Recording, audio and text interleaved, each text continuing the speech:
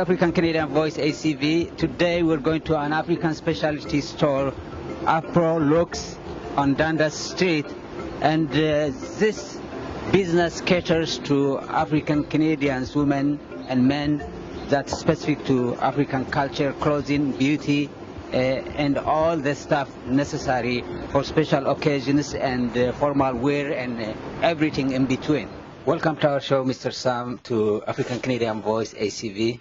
We are very glad to have you for our episode, and let me go straight into my questions. And the idea that you start this business has to be as a result of so much experience from back home and here. But before we go into that point, tell me a little bit about your background. How was life there in Ghana? Thank you for inviting me to this episode of yours. It's interesting. And when I was in Ghana, life was okay. I was a flight operations officer. Worked with the National Airline for 10 years. So, and also I had an affiliation to the political system. Mm-hmm. I was the interim general secretary of the Transport Union in Ghana. Wow. So for a period of time, life was good. And free over the world with the airline as a flight operations officer for a period. Mm-hmm. It was good. It was good. And I had a family. I had my wife and 3 boys. Wow. And so everything was okay. I couldn't say much that I wasn't enjoying. Mm-hmm. Nothing could have compelled me to come and live in the diaspora. I see. I didn't have a dream. Yeah. To come in here. So was it that you were in the flight business that kind of triggered you to see the world and then maybe think about Canada? Coming to Canada was not by choice. Mm-hmm. My affiliation with the political system when there was the military takeover, mm-hmm. We were an integral part of the government, the Rawlings government, mm-hmm. and it took me to a point that some ideas were not jiving, mm-hmm. and some of us were very vocal and critics, mm-hmm. and therefore it came to a point that life was not what we envisaged and we were being sought for. So life was good, as I told you. Yeah. And I had to leave the country on a vacation. I see. And whilst I was away, after the military came to my house, mm-hmm. Seeking for me, then they advised me that another batch will come for me, so I must advise myself. Mm-hmm. So early in the morning, I went to the office, told the flight operations director that I need a visa. So I came, I requested for ticket, it was issued. Accra, Amsterdam, London, Toronto, Detroit. Return. So I took off with my wife, left my children with a sister, and lo and behold, I was thinking I could go back when things have come down. I got to Canada, and I had a call from a colleague, and they told me that 2 of my colleagues have been dumped in the deep sea and they are dead. So I should advise myself. I presented myself to the Canadian government with my story. They inferred. They called IATA, which is, I didn't know IATA's head office was in Montreal. Okay. Because I was the Flight Operations Dispatches Association Secretary. Mm-hmm. So my name was there. And they called ITF, International Federation of Transport. My name was there. So they affirmed that, yes, this guy is the General Secretary, as said. And the Canadian government was so good. They gave me a refugee status. And within about 3 months, they called me. And they gave me lander status. Hence, I became a Canadian. After about a year and a half, my children joined me. Then they gave me citizenship in 1992.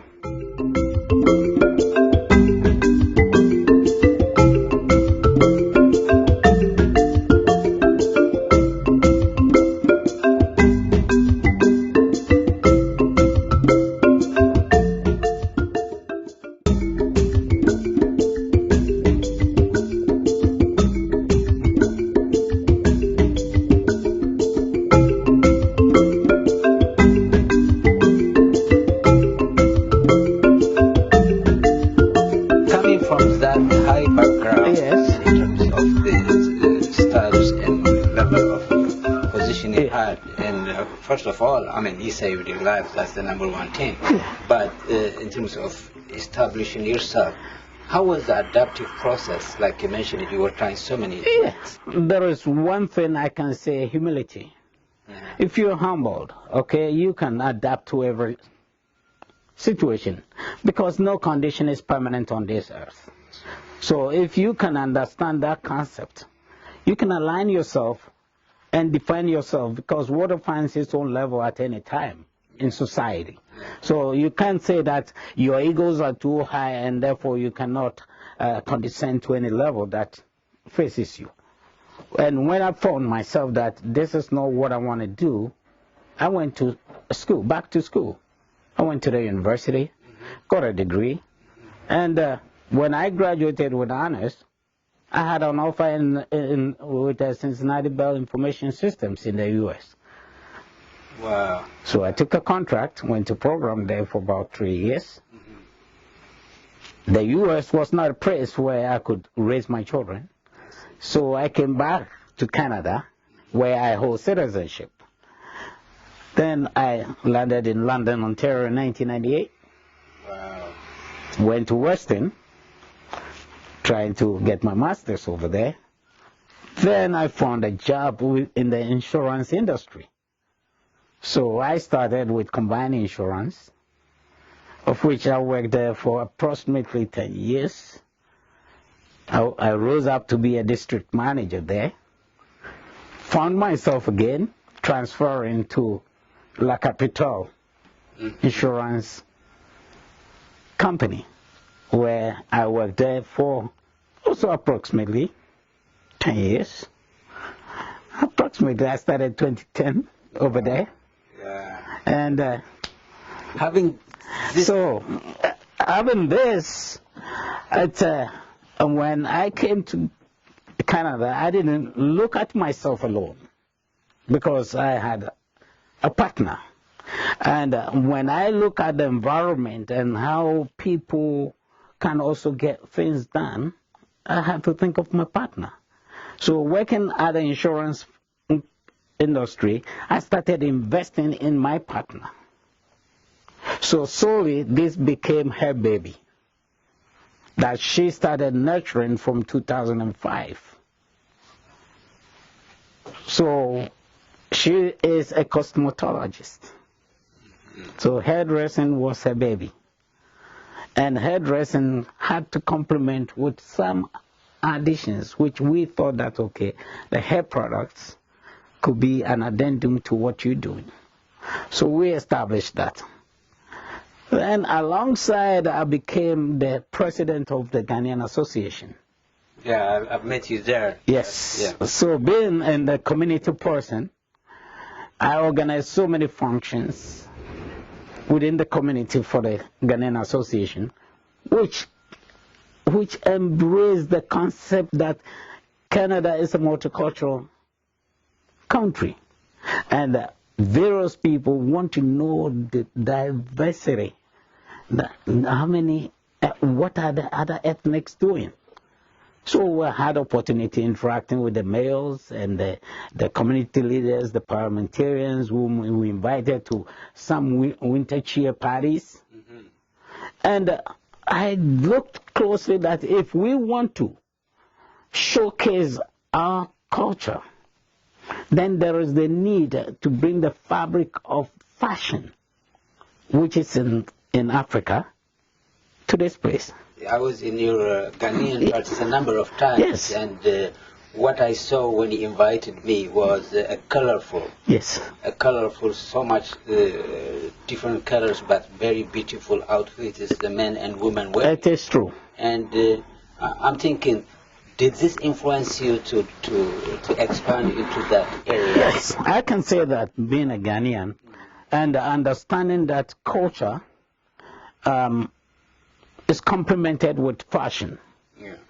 Okay, and the uniqueness of our colorful fashion that is being portrayed by the ladies and the men and the children, and because we become an integral part of Canadian society, and Canadian embraces other cultures, Why not?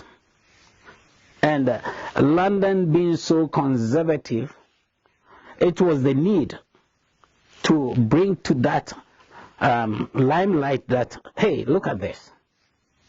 And you appreciate it. And I can tell you that when Canadians walk into this place, they are so enthused. They really admire and want to be part of it. So I can tell you that about 60% of our clients are Canadians.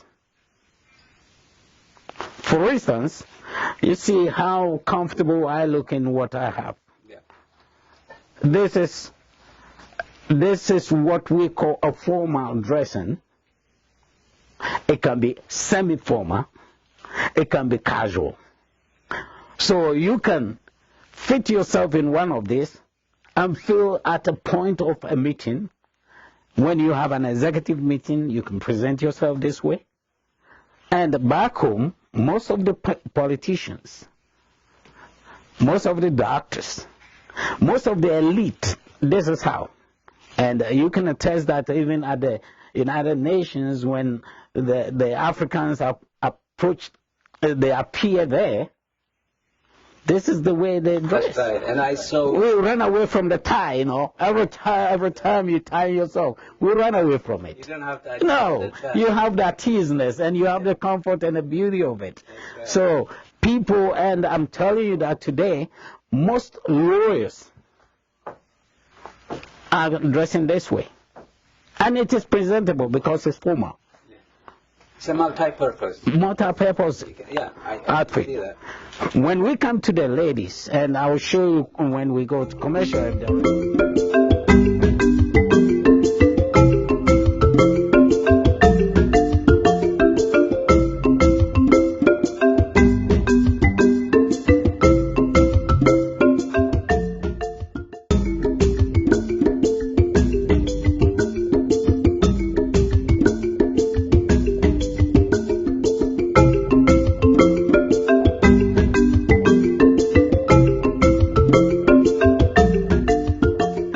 Show you some outfits and the type of fabric that we have good designers back home whom we source these products from. So these products that you will find here are all made in Ghana. The African shirt, casual, and this is the dashiki. Dashiki is what most Canadians love, and Jamaicans and all those. Yeah. These are the high-end clothing from Ghana, used by the kings. This is denim, well-designed denim from Ghana, with the African fabrics. We have the ladies' evening gowns. This is authentically made. Women, it has a skirt and a top. Well designed. Here we also have the hair products. These are braided wigs made in Ghana. They are all made in Ghana. And bags. And many more. Many more. It is so fascinating that these are denim designed with African fabrics. Very unique, different from any other denim that you can find in Canada. So as the Afro beauty looks, when you get here, you get a taste of everything. So, I think my wife is so happy to have this as her baby. Yeah. And I can see that. She enjoys it. Yeah. I only come here to come and, relax and support her, give her the support. I can see that. That's all I can do. It's always a teamwork. Yes. When you retire, you can do much. Yeah. So the only thing is I just come and sit here and enjoy myself and watch. Yeah. That's what I do. Thank you. Thank you. Yeah, it was right. excellent.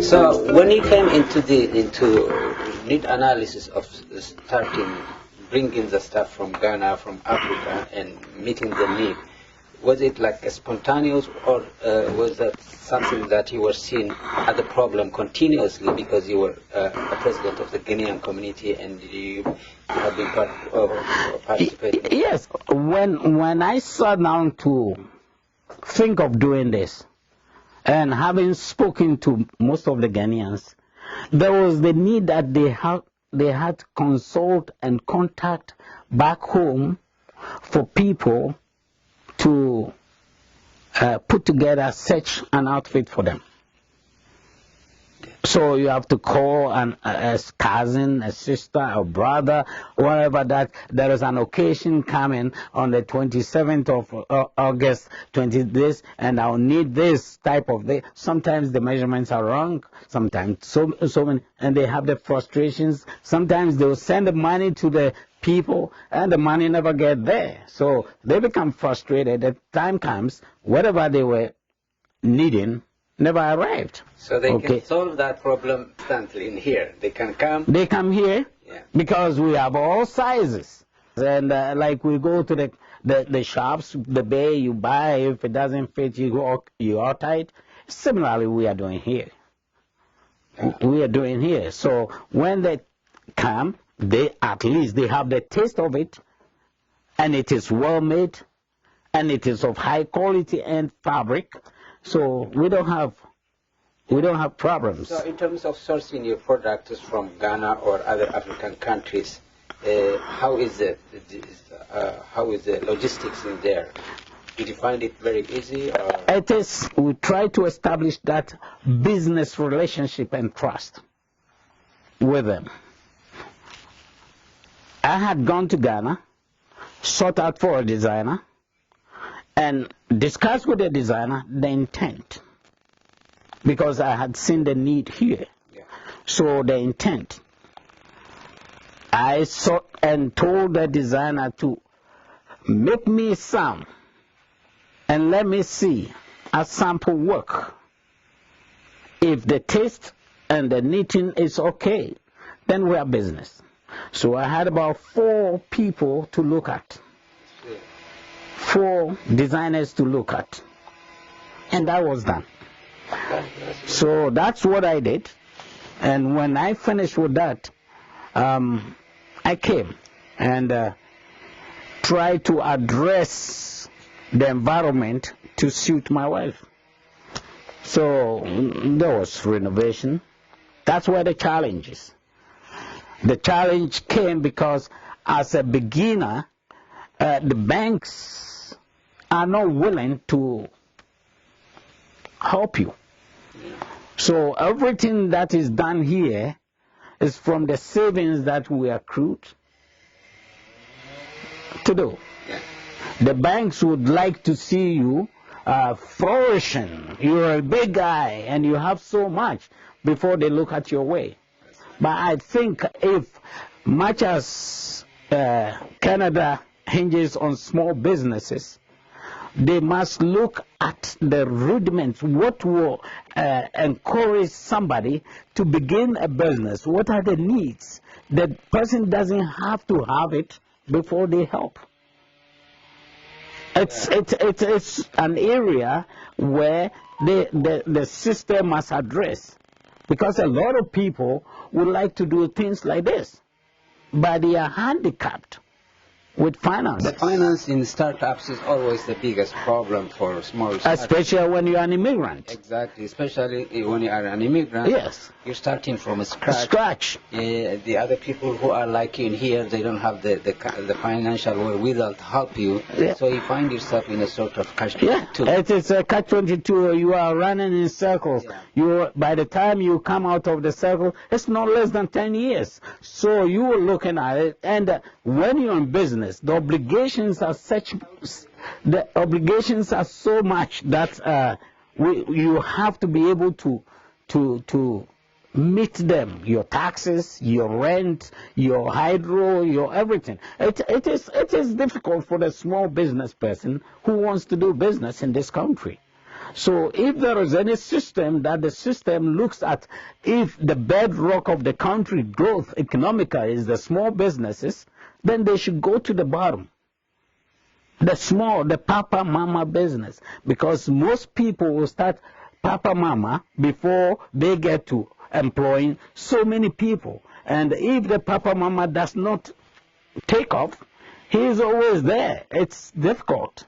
So I believe that much as we applaud the good gestures of the government, federal, municipal, the provincial, they should set up some startup. Because not everybody will have the biggest credit. That's the biggest bottleneck. Yeah. Small startup. They look at the credit score, which is a hindrance, which is a bottleneck. It's holding everybody. But people have got ideas. The ideas is what they must do. What is the intent? What is the capability? What is the foresight? The vision? If the government will come to the small business people aid, I think it will help. Yeah, this is a continuing and important conversation, because this is not a one-shot problem that he can deal with and then push it aside. It's a continuous process that needs to be brought to the fore, discuss it, fine-tune it, and make it available to all the audience so that they would understand all black entrepreneurs face in terms of bringing the stuff from back home, especially when it touches the culture and the beauty, the clothing, the food, and everything. There is a separate and big challenge in there. So he gave us that window to understand it, and I'm sure our audience will understand that, and they will take some lessons from that in terms of meeting the challenge, becoming resilient, and staying the course. Thank you. Thank you very much. Thank you. Yeah. Thank you. I hope you have enjoyed this episode, and we'll see you in next episode.